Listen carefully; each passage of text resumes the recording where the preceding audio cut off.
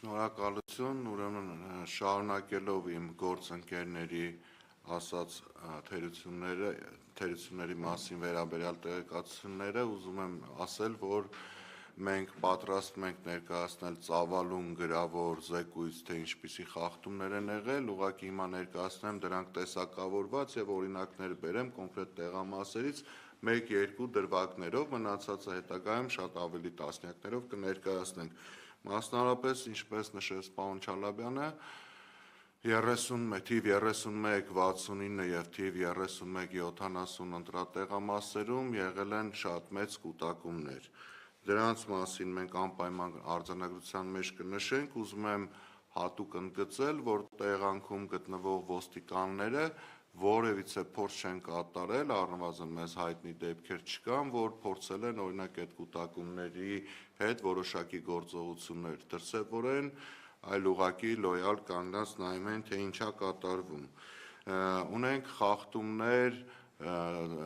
սենյակների մեծությունների հետ կապված, գիտենք օրենքը թույլ է տալիս որոշակի քանակով մարդիկ գտնվեն, ընտրողներ գտնվեն ընտրատեղամասերում, ցավոք սրտի կային ընտրատեղամասեր, որտեղ ընդամենը 2-3 քաղաքացուց ավելի ուղղակի հնարավոր չէր գտնվեին, իսկ դա եւս բերում էր կուտակումների։ Այդպիսի տեղամասեր են եղել օրինակ թիվ 3101, թիվ 3130 եւ այլն, հա։ Բազմիցս ականատես ենք եղել եւ ունենք տեսարան նկարահանված, որոնցից մի դրվագի դեպքում ես անձամբ ուղիղ եթերում հաղորդում եմ ներկայացրել բաց քվեարկությունների, որոնց տեսանկարահանված վիդեոները, ֆոտոները կան, խնդրենք, որպեսզի իրավապահ մարմինները հետևողական լինեն եւ այդպիսի դեպքերը հետագայում կանխելու համար հիմա խստագույնս պատժեն։ Ունեցել ենք դեպքեր, երբ օրինակ, ինչպես ասաց Տիկին Մելոյանը, որ տրցակները նախօրոք կազմվել են եւ ոչ ամբողջական։ Ես դրա օրինակ կարող եմ բերել հենց 31 թիվ 3101 ընտրատեղամասը, բայց դեպքերը շատ են եղել եւ այո, ունեցել ենք դեպքեր, որը մեզ թույլ է տալիս ենթադրել, որ դրանք եւ հնարավոր է եղած լինեն ուղղակի թերի աշխատելու արդյունքում եւ ուղղորդված դիտավորությամբ, մասնավորապես այդ ընտրատեղամասը, որը ես նշեցի, երկրորդ համարի քվեաթերթիկը չէր լինում մեջը։ Կային շատ էլիթերություններ կապված պաստառների, գովազդների հետ կապված, այս պարագայում ոչ միայն առաջի համարի թեկնածուի պաստառները, այլ շատ թեկնածուների պաստառներ սահմանված վայրից, հեռավորությունից ավելի մոտ էին գտնվում, որը մենք արձանագրել ենք եւ ելի կներկայացնենք։ Եվ ելի եմ ուզում ընդգծել, որ այս դեպքում գրեթե բոլոր կամ մեծ մասի պաստառները սահմանված վայրերին շատ ավելի մոտիկ էին գտնվում։ Շատ մտահոգիչ էր, որ շատ տեղամասերում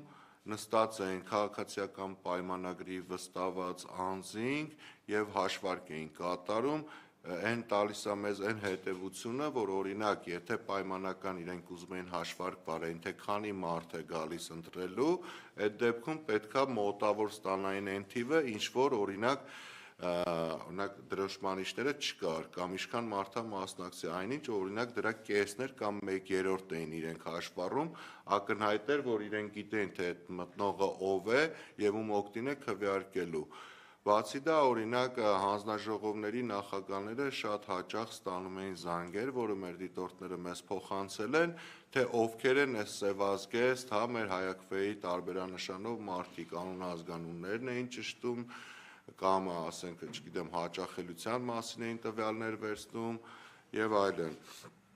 Ունենք նաեւ դեպքեր, երբ որ մեքենաներով մարդկանց ուղղորդում են եւ եթե բնական է, որ մի մեքենան օրվա ընթացքում ասենք 1 կամ 2 անգամ է գալի, օրինակ եթե ես եկել եմ քվեարկել եմ, հետո իմ մորս կամ ընտանիքից մեկ այլ անդամի եմ բերել, դա իհարկե տարբերվում է, բայց եթե մեքենան կես ժամը 1 կամ մի ժամը 1 պարբերականությամբ օրվա ընթացքում 10-20 անգամ մոտենում է ընտրատեղամասին, հետեւաբար մենք կարող ենք մեզ թույլ տալ ենթադրել, որ դրանք ուղղորդված մարդիկ են եւ երևի նաեւ ճնշումների ենթարկված թող իրապահ մարմինները ուսումնասիրեն այդ դեպքերը, մենք որոշ դեպքերում նաև մեքենաների տվյալները հրապարակել ենք, թող ուսումնասիրեն, պարզեն, թե ինչպիսի հանգամանքներում ա եղել, որ նույն մեքենային, նույն ընտրատեղամասին օրվա ընթացքում բազմիցս մոտեցել է։ Շնորհակալություն։